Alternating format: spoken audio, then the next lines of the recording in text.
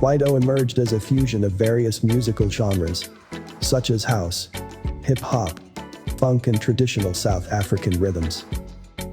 It was a genre that grew out of the experiences of youth living in the post-apartheid townships and became the soundtrack of their lives during this period. The birth of Kwaito was driven by the youth culture of Soweto, with its roots firmly planted in the Mapantsula scene.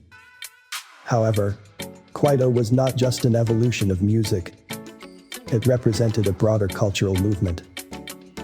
It captured the energy, the struggles and the aspirations of young South Africans in the early days of their newly democratic country.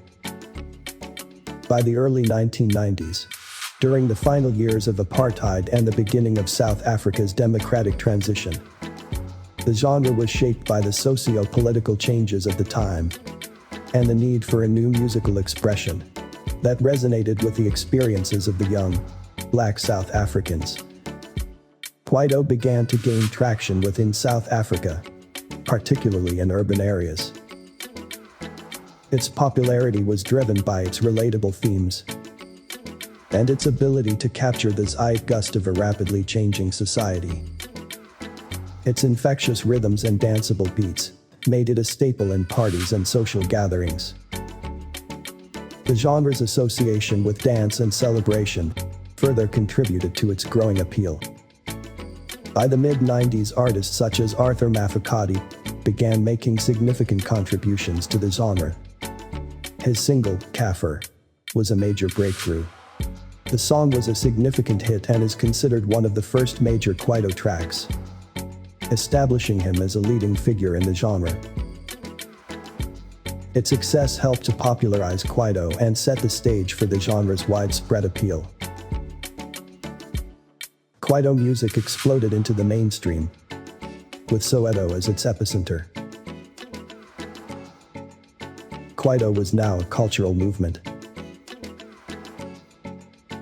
The genre influenced fashion, dance and language in Soweto, with many youths adopting the Kasi Township style that was synonymous with Kwaito culture. While Kwaito continued to grow, other forms of expression were also starting to flourish. The official release of Nelson Mandela on February 11, 1990, Soweto, as a key site of resistance, became a focal point for the burgeoning democratic movement.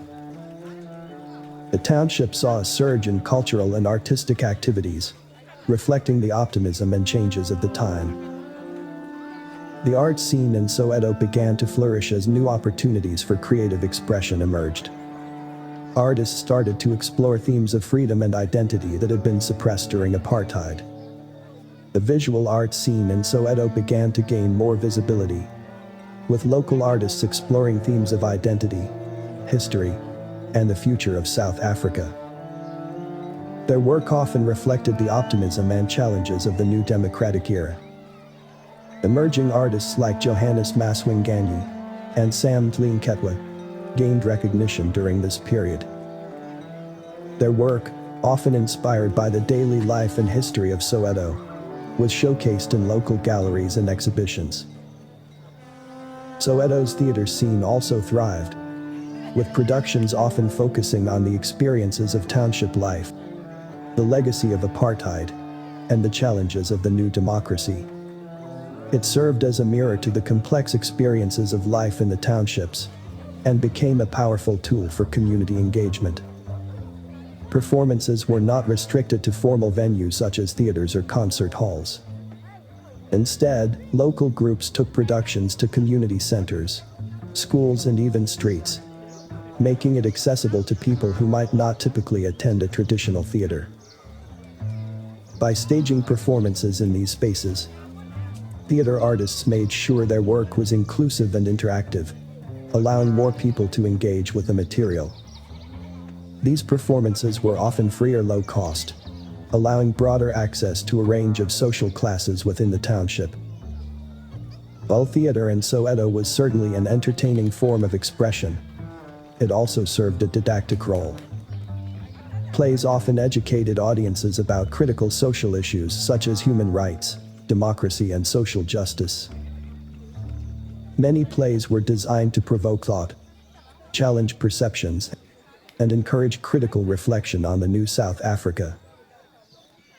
Theater also helped to strengthen cultural identity and promote local languages, traditions, and storytelling techniques, further contributing to the development of a national culture that celebrated South Africa's diversity.